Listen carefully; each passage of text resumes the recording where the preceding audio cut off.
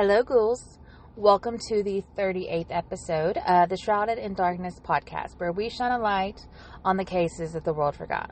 I'm your true crime obsessed host, Marlena, and I am so glad you joined us today. I hope you are having a fantastic start to your week.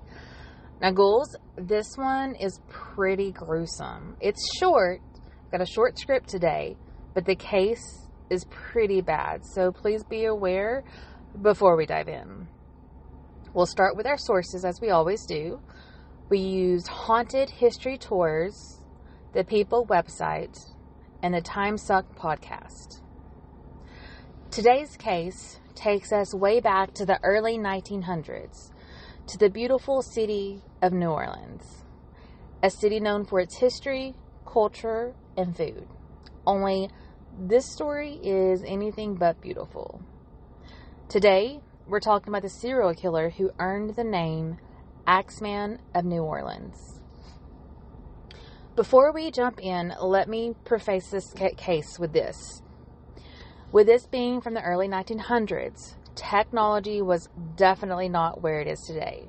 So for obvious reasons, there are a lot of speculations, a lot of uncertainties. The dates are in question, the number of victims are in question, etc. But this is still a case worth sharing. The Reign of Terror may have begun around May of 1918 and lasted until at least October of 1919. So that's about a year and a half. The Axeman of New Orleans, as he became known as, he would break into homes and attack his victims while they innocently lied in bed. May 22nd, 1918, our first official reported attack. Joseph and Catherine Maggio. They were Italian grocers. Their home was in the apartment above their store. They were found in their apartment brutally stabbed and beaten. And this part is gruesome, but it goes to show how monstrous this person is. Catherine's throat was so severely cut that her head was basically decapitated, or almost decapitated. I believe the couple, they were actually discovered by one of the brothers of, I think it was Joseph Maggio's brother. The couple were left at the scene, and there was also an axe that actually belonged to the family. And this is a pattern that we're going to see because the perpetrator rarely brought his own weapon to the scene. So moving on to June 27th, still in 1918. Louis Bessemer and Harriet Lowe. Now, let me go ahead and say this. I very well may be messing up names, but hopefully I'm at least getting close. So Louise Bessemer and Harriet Lowe, they were attacked on their store property.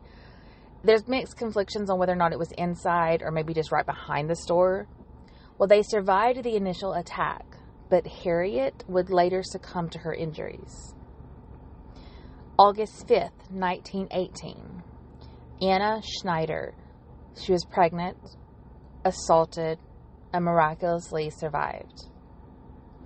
August 10th, 1918. Barber Joe Romano was fatally beaten in his home. Now we're going to fast forward a little bit to March 10th of the following year, so 1919. Charles and Rosie Cordomaglia. They were attacked in their home and survived. Sadly, their 2-year-old daughter Mary was also there, and she was found unresponsive at the scene. I've not found any more details on what happened. I know she didn't make it. Following this attack, we're given a small glimpse into the psyche of the Axeman. He supposedly sends a letter to the Times-Picayune newspaper on March 13th. This letter contains similar wording to the following statement. They have never caught me, and they never will. They have never seen me, for I am invisible, even as the ether that surrounds your earth. In his letter, he states he plans to kill again on March 19th, but with one exception. He seems to be fond of jazz music, so he says that every person would be spared if they chose to play jazz music on that specific night. And, sure enough, jazz tunes filled the streets of New Orleans on March 19th, and not a single soul was taken. There are arguments regarding the authenticity of this letter. Some believe the letter was written by an educated person, while the serial killer falls more under the working class at the time, meaning they wouldn't have been very educated. So this is one of those uncertainties. Moving on to August 3rd, still 1919. Sarah Lawman was attacked while sleeping, but survived. Later that month, on the 10th, Steve Bocca was an Italian grocer when he was struck with an axe in his bedroom during the night. He also miraculously survived the attack and ended up stumbling over to a neighbor's house to get help. October 27th, 1919. Mike Papitini. He was the last known victim of the Axeman. He was discovered in his bedroom. There are a few other victims I would like to name, and these may have been at the hands of someone else, but since they are part of the research, I would still like to put their names out there. But if these are linked to the Axeman, this means that his killing spree would have continued past the year 1919. So we have Joseph Sparrow and his daughter, Alexandria. They were killed in December 1920, and this was a different part of Louisiana. Giovanni Orlando passed away in January of 1921, and then Frank Scalisi was in April of 1921. Here is what we know about the mysterious Axeman. He primarily targeted Italian-American grocers and their families. He would break into their homes in the darkness of the nights. He'd often use something similar to a chisel to remove a door panel. That's how he would get inside. He never brought his own axe, his own weapon. He would use what he found at the victim's home, which usually was an axe. And he rarely took valuables with him, so police weren't really able to determine a motive. As we often do in cases like this, we do have our theories. Is there possibly a mafia connection? Noting that many of those victims were Italian grocers, so it kind of fits that. Could this have been a lone serial killer with a psychological disorder?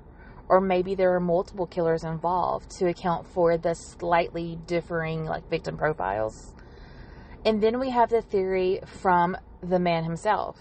And I believe this is from one of the letters, the letter that he sent to the newspaper. The Axeman claims to be a supernatural being from hell. And honestly, it's kind of fitting considering the brutal beatings he did. A monster from hell sums it up nicely. Things we should keep in mind. It's possible that Axeman's attacks could have started as early as 1910. There were similar crimes being committed by an unknown assailant. This person would become known as the Cleaver. Perhaps he and the Axeman are one and the same. At the time of these killings, in the early 1900s, the idea of a serial killer was just super unfamiliar. Many of the incidents weren't even really connected at first. And I think that's why a lot of the information is so unknown, including the victim count. There's just so many questions because of the time frame we're looking at. I mean, they didn't have media like we do now. We didn't have social media. Again, the technology was nothing compared to what it is now. So there are a lot of missing pieces. But not only that, but there's little information about the case overall, and even less about the victims. But at least we do know the names or the possible names of the victims, and those are always the ones that are worth remembering. And just so you know, if you haven't already figured this out, the Axeman of New Orleans has never been identified. After 100+ years, we still know very little about any of the cases. Now, if you have your own theories, of course, please reach out. Or maybe you have a case that you'd like to see discussed. Let us hear from you. You can find us on Instagram, WordPress, Patreon, and all the listening platforms. As always, thank you so much for tuning in. Tune in next week as we dive into the case of the Dardine family murders. Until next time, ghouls, remember, the truth is always hiding in the darkness.